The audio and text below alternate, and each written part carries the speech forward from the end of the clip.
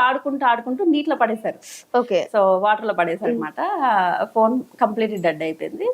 So ఆ టైంలో నేను కొనుక్కోలేకపోయాను ఫోన్.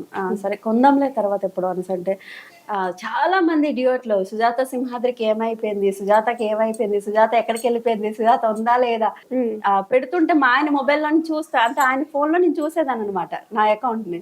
మెసేజ్ల మీద మెసేజ్లు పెట్టేస్తున్నారు, నా పాట పెట్టడం వాళ్ళు పాట పెట్టుకోవడం నా మీద ఏవో. సో అట్లాగా పెద్దమ్మాయి అంది, మమ్మీ ఇంకొక వారం రోజుల్లో నువ్వు వెళ్ళలేదు అనుకో, నువ్వు ఇంకేదో అయిపోయావు తీసుకుంటారు, నువ్వేదో ఒకటి చేసి ఫోన్ కొనేసుకో అని చెప్పేసి. సో ఫోన్ కొనుక్కున్న తర్వాత 2 months గ్యాప్ అంతా హడావిడి చేశారు. అప్పుడు ఫోన్ కొనుక్కున్న తర్వాత సో నాకేం కాలేదు, నేను బాగానే ఉన్నాను, బట్ ఫోన్ ప్రాబ్లం అయ్యి నేను చేయలేకపోయాను అనేసి అంటే అప్పుడు అందరు రిలాక్స్డ్ గా ఉన్నారు. టిక్ టాక్ కూడా ఇంత రియాక్ట్ అవుతారు అట్లా అయిపోయింది. అప్పుడు 1800 వరకు వీడియోస్ ఉన్నాయి టిక్ టాక్ లో.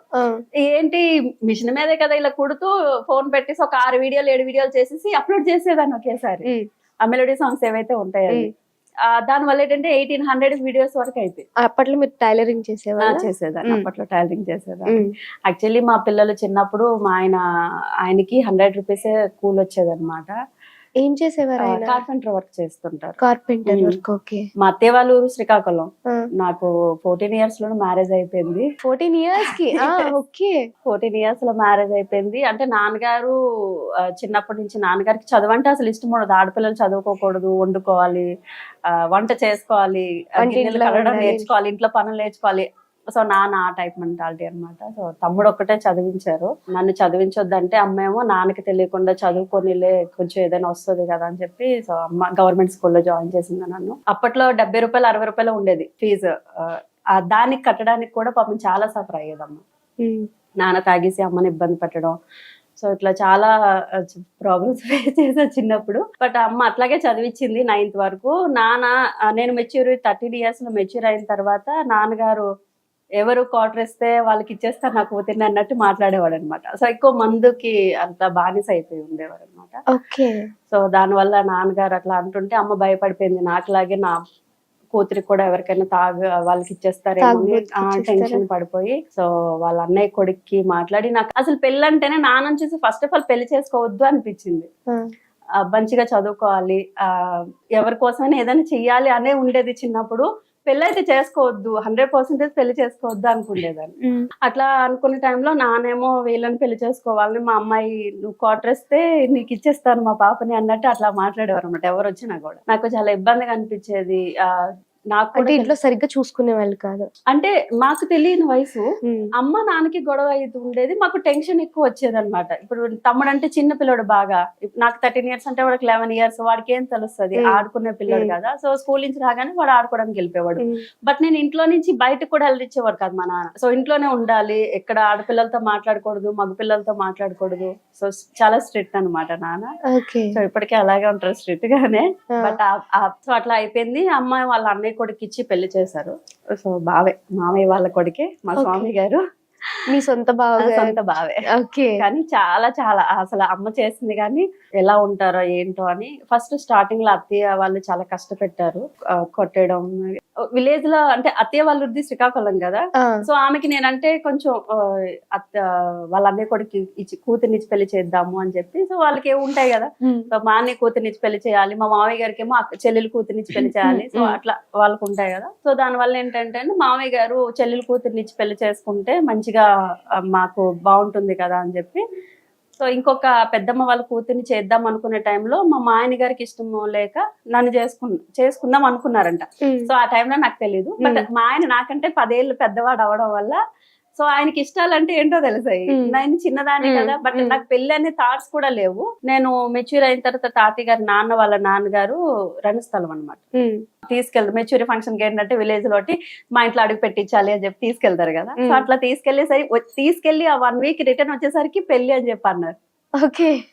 పెళ్లి ఏంటమ్మా, నాకు అర్థం కాలేదు. ఒకేసారి పెళ్లి ఏంటమ్మా అని అంటుంటే మరి పెళ్లి చేసుకోవాలి కదా, ఆడపిల్లైనా ఎప్పుడైనా పెళ్లి చేసుకోవాలి కదా అంటే, సరే అమ్మా చేసుకుంటాను, 10వ తరగతి వరకు చదువుకుంటాను. అప్పుడు నేను 8th class చదువుతున్నా.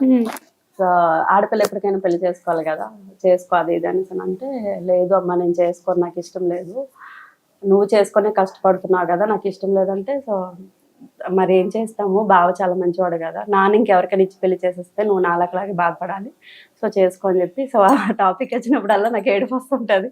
సో అమ్మ మాట కాదనలేక చేసుకున్నా. మీకు ఇష్టం లేకపోయినా ఆ వయసుకి నాకు అసలు తెలియదు పెళ్ళంటేనే ఫస్ట్ ఆఫ్ ఆల్ భయం.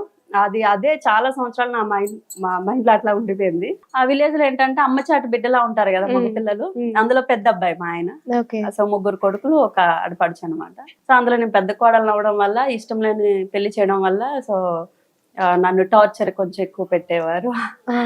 చిన్నదాన్ని కదా, నాకు వంట అసలు రాదు, తెలీదు ఫస్ట్ ఆఫ్ ఆల్. బట్ నేను అమ్మకి హెల్ప్ చేసేదాన్ని. స్కూల్ నుంచి వచ్చి నీళ్ళు తీసుకురావడం, బట్టలు ఉతకడం, అవి ఉతకడం, మార్కెట్ చేసి ఇలాంటి పనులన్నీ చేసేదాన్ని. కానీ వంట దగ్గర చెక్కలు పోయి కదా, చేతిలో ఏమైనా కాల్చుకుంటానని చెప్పి అక్కడికి వెళ్ళనిచ్చేది కాదు. సో కట్ చేసి అందించేదాన్ని, బట్ అక్కడికి వెళ్ళనిచ్చేది కాదు. సో దానివల్ల నాకు 9th క్లాస్ లో వంట చేయడం కూడా రాదు.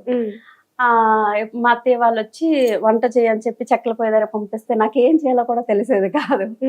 సో వంట చెయ్యు, నువ్వు అది చెయ్యి, ఇది చెయ్యి అంటే, సో నాకు వచ్చి ఒకసారి అలాగే గుడ్లు పులుసు ఏదో చేయమని చెప్పి అన్నారు.